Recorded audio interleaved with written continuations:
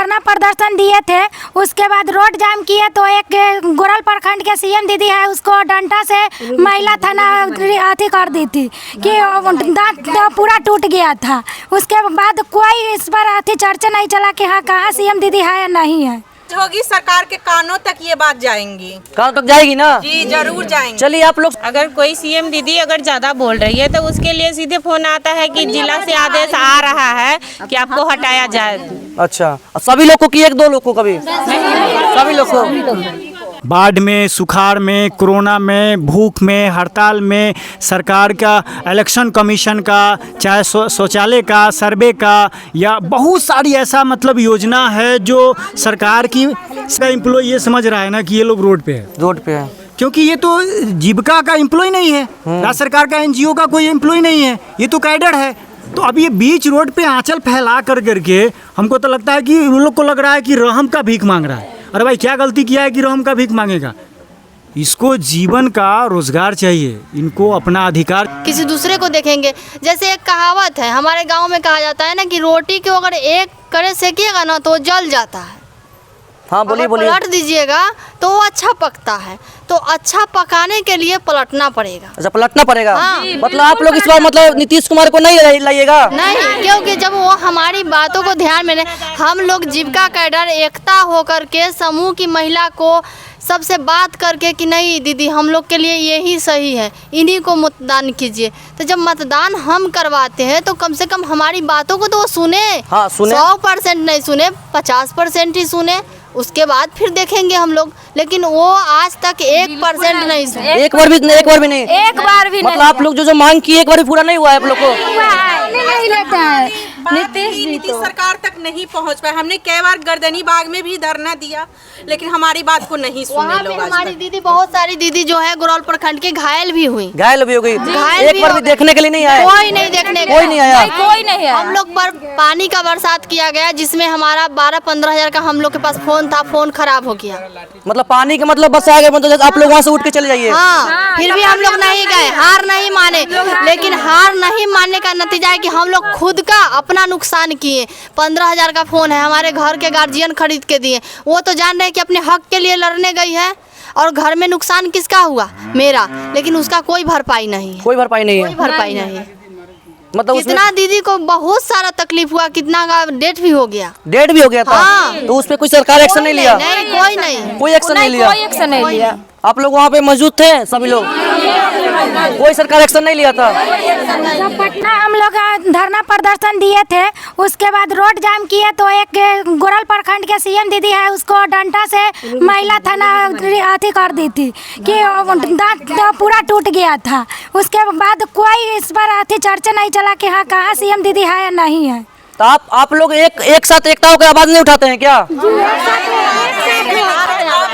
जोरदार आवाज होगी, सरकार के कानों तक ये बात जाएंगी। कानों तक जाएगी ना? जी जरूर जाएंगे। चलिए आप लोग, होगी सरकार के कानों तक ये बात जाएंगी। कानों तक जाएगी ना? जी जरूर जाएंगे। चलिए आप लोग से तीसरा सवाल है कि आप लोग को सैलरी किस चाहिए?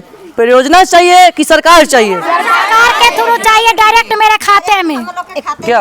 हाँ बोलिए। देखिए हम लोग को चाहिए कि सभी कैडरों को नियुक्ति प्रमाण पत्र मिलना चाहिए, और मानदेय कंट्रीब्यूशन है इसको बंद कर दिया जा रहा। मानदेय के भुगतान के लिए नियुक्ति डायरेक्ट खाते में दिया जाए, और उसके बाद है उसको काम से धमकी मिलता है, उसको माने हटाने से इस पर रोक लगाया जाए।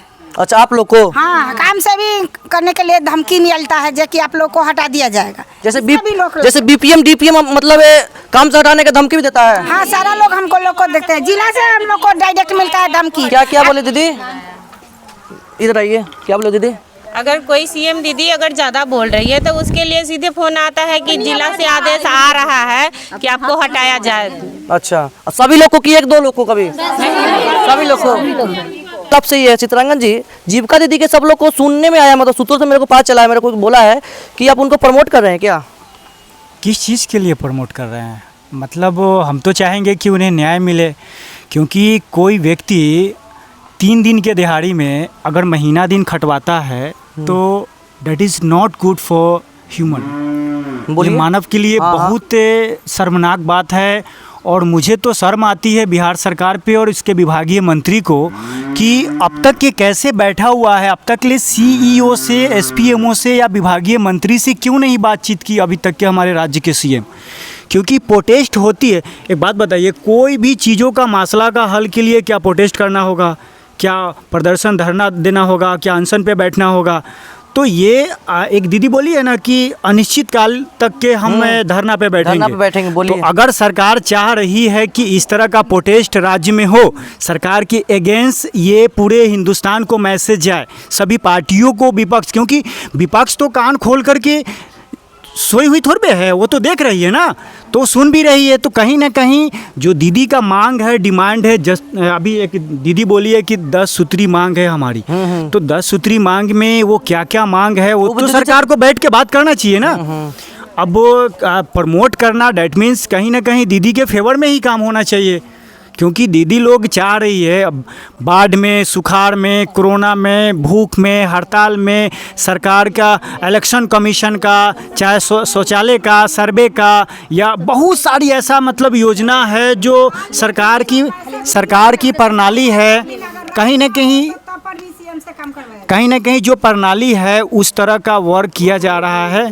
तो ये बहुत अमानवीय बात है कि लोगों के साथ इस तरह का मेंटली और आर्थिक टॉर्चर की जा रही है। अच्छा, तो क्या आपको लग रहा है कि आप लोग जीविका दीदी के साथ मिलकर इनका नैया पार लगा देंगे? जरूर होगी, 100% होगा, क्योंकि एक कहावत है कि मुश्किल काम करना ही मेरा आदत है और मुश्किल काम करना ही मैं पसंद करता हूँ। अगर मैंने दामन थामा है कि मैं न्याय दिलाऊंगा या मदद करूंगा, तो जिस हद तक के जाना होगा उस हद तक के जाकर के मैं बिहार सरकार से और उसके जो भी पदाधिकारी है या फिर उनके विभागीय मंत्री है या फिर आपका देश के वज़ीर आज़म है, उनसे भी कहीं ना कहीं इंटरप्टिंग होगी, इस पर मिलना जुलना बातचीत होगी, क्योंकि न्याय उस तरह मिलना चाहिए कि ताकि इनका परिवार भी चले, पेट भी चले और इनका स्वरोजगार भी चले। क्या लग रहा है न्याय मिलेगा सब दीदी को? 100% मिलेगी, क्योंकि ये लोग तो कभी विफल हुआ नहीं है। अभी एक दीदी बताई ना कि रेन फॉल कराया गया, पानियों को बारिश कराया मतलब गया, कि धरना बंद किया जाए, आंसू गैस का गोला गैस चलाया गया, उसके बाद कहीं ना कहीं दमकलों से पानी छीटा कराया गया, मोबाइल भी ख़राब हुई, लोगों को नुकसान भी होगा, मेंटली और आर्थिक दोनों सरकार यहाँ पे ध्वस्त कर रही है। तो that is not good for our state government. Then once time she will get a good position in this sector, government will be give me a lot of opportunity in this sector। क्योंकि जब तक ले सरकार इसमें opportunity नहीं देती है, सरकार इन लोगों का सही तरह से देख रेख या सैलरी नहीं देती है, तब तक की तो इनका कोई माई बाप ही नहीं है। क्योंकि जीविका का एम्प्लॉय ये समझ रहा है ना कि ये लोग रोड पे है, क्योंकि ये तो जीविका का एम्प्लॉय नहीं है, राज्य सरकार का NGO का कोई एम्प्लॉय नहीं है, ये तो कैडर है। तो अब ये बीच रोड पे आंचल फैला करके हमको तो लगता है कि उन लोग को लग रहा है कि रहम का भीख मांग रहा है। अरे भाई, क्या गलती किया है कि रहम का भीख मांगेगा?